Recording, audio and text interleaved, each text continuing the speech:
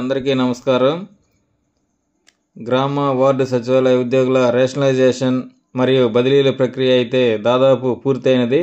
అయితే ప్రస్తుతం మన మిత్రులు చాలామంది పోస్ట్ నో ఉన్న చోట కూడా కొంతమంది ఫంక్షనరీలను కేటాయించారు కదా, వారి శాలరీలు ఎలా ఇస్తారు, ఇక్కడే పని చేయాలా లేదా మరేదా ఎక్కడైనా పని చేయవలసి ఉంటుందా అని అడుగుతున్నారు.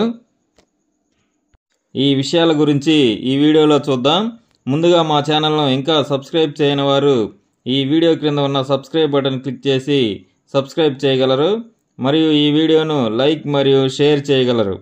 ఇక ఈరోజు ఈ వీడియోలోకి వెళితే గ్రామ వార్డు సచివాలయ ఉద్యోగులు ఎవరైతే పోస్ట్ నో ఉన్న చోట సచివాలయానికి అలాట్ చేయబడ్డారో వారు ప్రభుత్వం ఏదైనా వర్క్ ఓడీపై కేటాయించే వరకు అదే సచివాలయంలో వారు ఇంతకుముందు ఏ విధులు అయితే నిర్వర్తించారో అవే విధులు నిర్వర్తించవలసి ఉంటుంది.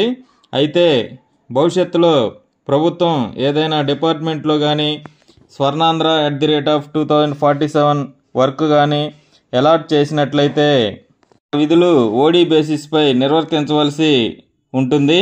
ఇక శాలరీ విషయానికి వస్తే ఓడీపై కానీ డిప్యుటేషన్పై కానీ ఎక్కడ విధులు నిర్వర్తించినా మీరు ప్రస్తుతం ఏ సచివాలయానికి కొత్తగా మ్యాప్ అయినారో ఆ సచివాలయం నుండే శాలరీ తీసుకుంటారు. అయితే ప్రతి నెల డ్యూటీ సర్టిఫికేట్ కానీ అటెండెన్స్ రెగ్యులరైజేషన్ చేయించుకోవాల్సి ఉంటుంది. ఇదండి ఈ వీడియో. ఈ వీడియోను లైక్ మరియు షేర్ చేసి మా ఛానల్ను సబ్స్క్రైబ్ చేయగలరు.